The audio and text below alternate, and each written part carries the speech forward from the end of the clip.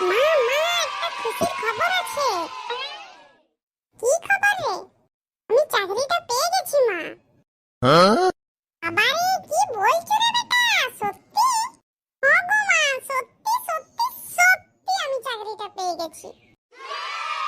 আবারে যাক, ভালোই হয়েছে। কতদিন থেকে তুই পরীক্ষা দিয়েই যাচ্ছু বল, একটা চাকরি পাস নাই, এতদিনে পেয়েছু। দেখ, আমি বলেছি না, সোনার দাম আগেও ছিল, এখনো আছে, ভবিষ্যতেও থাকবে। মানুষ কখনো সোনা চিনতে ভুল করে রে? একটু সময় লাগলো বটে, কিন্তু চাকরিটা তো তুই পেলি। বাস, এবারে আমিও আমার বেটার বিয়া দিতে পারবো। ছাড়ো তো, বিয়া টিয়া সব পরে হবে। আগে চাকরি করি, পয়সা ইনকাম করি, তোমাদের হাতে দেবো, তোমরা তোমাদের ইচ্ছা মতো খরচা করবে, আগে সেই সব করি।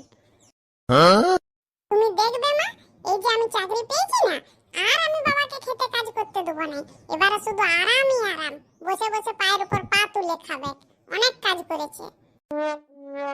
হ্যাঁ রে বেটা, চাকরিটা কোথায়? আমাদের এইখানে?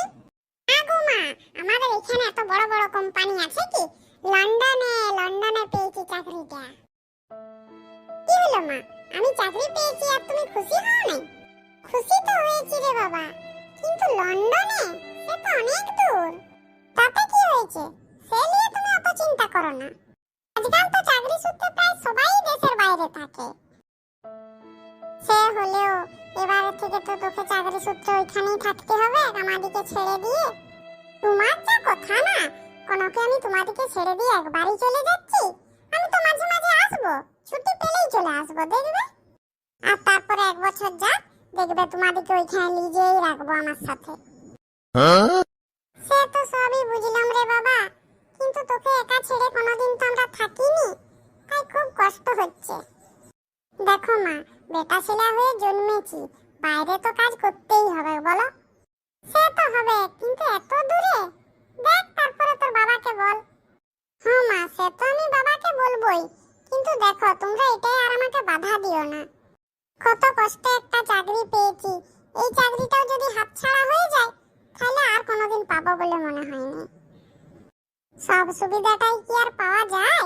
চাকরিও করব, ঘরের সামনে করব, অত দেখলে হয় না। চাকরি করছি, রোজগার পাতি করি, তোমাদেরকেও এখানে নিয়ে চলে যাবো, সবাই একসাথেই থাকবো। ঠিক আছে বাবা, যা চান টান করে লে, ভাত খাবি। না গো, আমি না একটু পরে ভাত খাবো। যাই, আমি আগে আমার বন্ধুদেরকে খবরটা দিয়ে আসি, কারণ আর তো বেশি দিন সময় নেই, এই রবিবারেই আমাকে বেরাতে হবে। যা তবে, তাড়াতাড়ি চলে আসবি। হ্যাঁ হ্যাঁ মা, তাড়াতাড়ি চলে আসবো। বাবা রে, কি বলছু রে তুই? তাহলে তুই সত্যিই লন্ডন চলে যাবি? হ্যাঁ রে, যেতেই হবে, আর কিচ্ছু করার নেই। বাবা রে, তোকে ছাড়া তো আমরা কোনো কিছু ভাবতেই পারিনি। সব আস্তে আস্তে ঠিক হয়ে যাবে, তুই কোনো চিন্তা করিস না।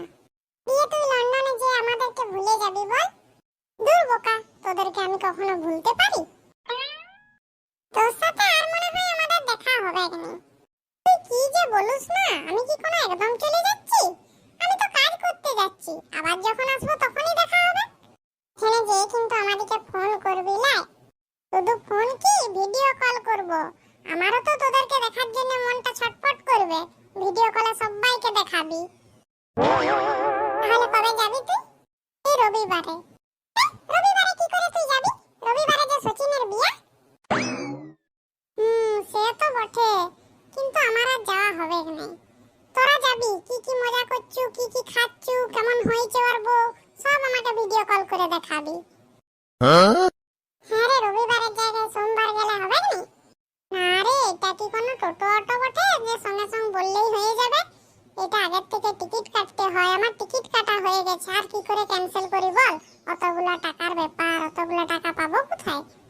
ঠিক আছে শুন, আজ তাহলে উঠি, মা বসে আছে আমার জন্য, আমি যাব, চান করব, দিয়ে ভাত খাবো।